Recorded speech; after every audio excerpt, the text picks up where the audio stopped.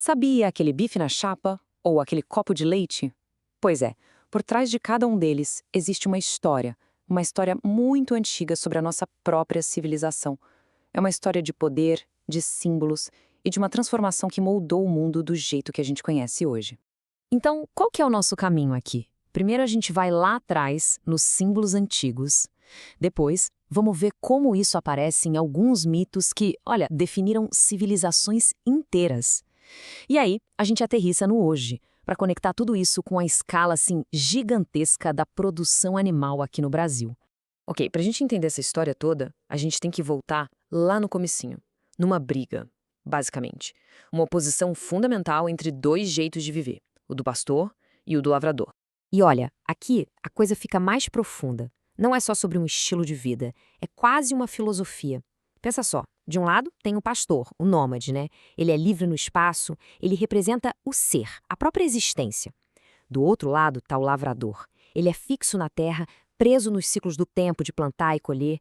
Ele representa o ter, a posse, o acúmulo de bens, sabe?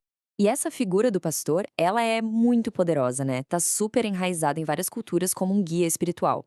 É a ideia do chefe que guia o rebanho, que cuida de todo mundo e que vai correndo atrás daquela ovelhinha que se perdeu. E esse conflito todo, essa treta filosófica, não ficou só na filosofia, não. Ela foi parar em mitos. E que mitos? Histórias poderosíssimas que marcam um ponto de virada para a humanidade. Um momento em que o lavrador sedentário vence. A história de Caim e Abel é talvez o maior exemplo disso. O assassinato de Abel, que era o pastor, pelo irmão dele, Caim, o agricultor. Cara, isso é muito mais que uma briga de família. É um símbolo. Um símbolo bem violento, aliás, da vitória da civilização que fica na Terra sobre aquela que era nômade.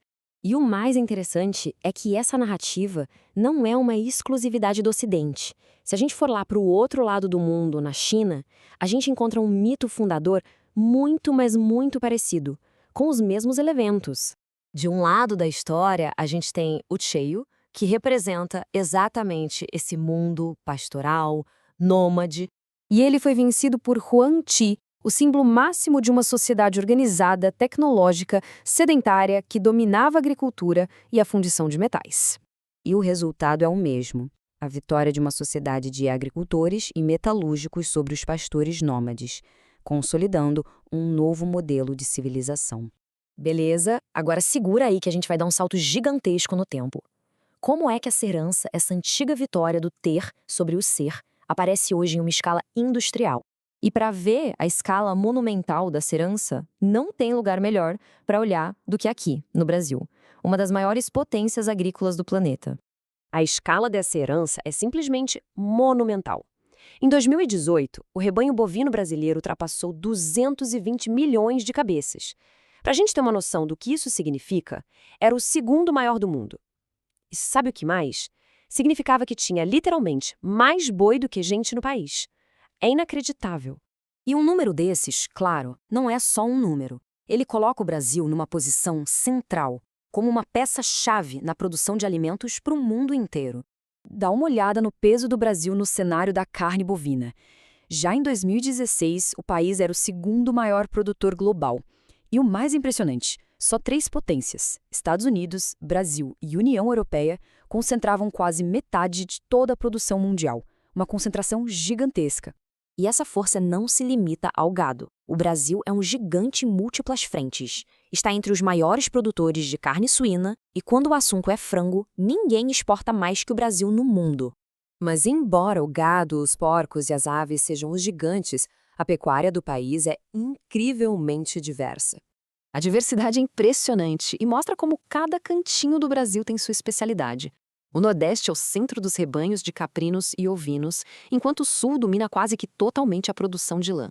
No Norte, encontramos a força dos búfalos. E tem até mercados de nicho como a ranicultura, onde o Brasil é uma potência mundial.